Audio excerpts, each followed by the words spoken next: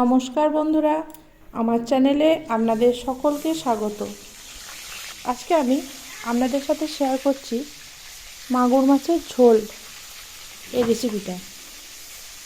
তো মাগুর মাছটা প্রথমে আমি ভালো করে পরিষ্কার করে ধুয়ে তারপর এখানে ভেজে নেব। তো প্রথমে কড়াইয়ে তেলটা প্রচণ্ড গরম করে নিয়েছি খুব ভালোভাবে, আর গ্যাসটা একদম হাই ফ্লেমে রাখতে হবে।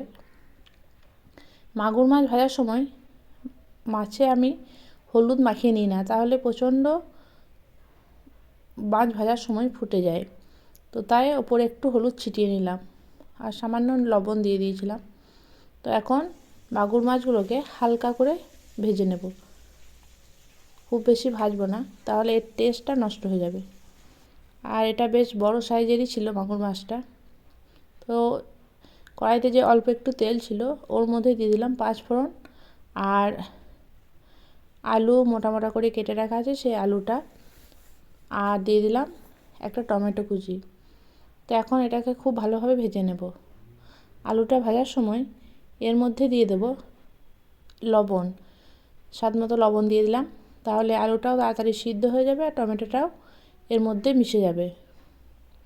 তো এইভাবে বেশ কিছুক্ষণ নাড়াচাড়া করে নেওয়ার পর এর মধ্যে দিয়ে দিলাম জিরে গুঁড়ো আর ধনে গুঁড়ো, দিয়ে দিলাম একটু হলুদ।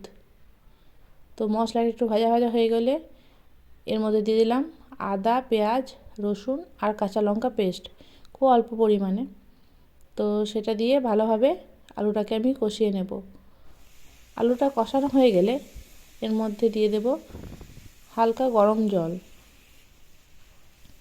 তো গরম জল দেওয়া হয়ে গেলে আরও একবার নাড়াচাড়া করে আমি কিছুক্ষণের জন্য ঢেকে রেখে দেব আলুটা সিদ্ধ হওয়া অবধি।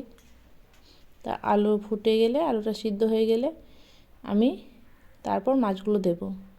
তো এখানে বেশ কিছুটা পরিমাণ জল দিয়ে দিয়েছি আর এটা ঢাকা দিয়ে দিলাম। এখন দেখলাম যে আলুগুলো মোটামুটি সিদ্ধ হয়ে গেছে, আর তারপর এখানে মাছের পিসগুলো দিয়ে দিলাম। মাছের পিসগুলো দেওয়ার পর আরও কিছুক্ষণ আমি ফুটিয়ে নেব, তাহলে ঝোলের স্বাদটা সুন্দর হবে। আর ভিডিওটা কেমন লাগলো অবশ্যই কমেন্ট করে জানাবেন, আর কে কে এভাবে রান্না করেন সেটাও কমেন্ট করে জানাবেন। তো তৈরি হয়ে গেল আজকে আমার মাগুর মাছের ঝোল।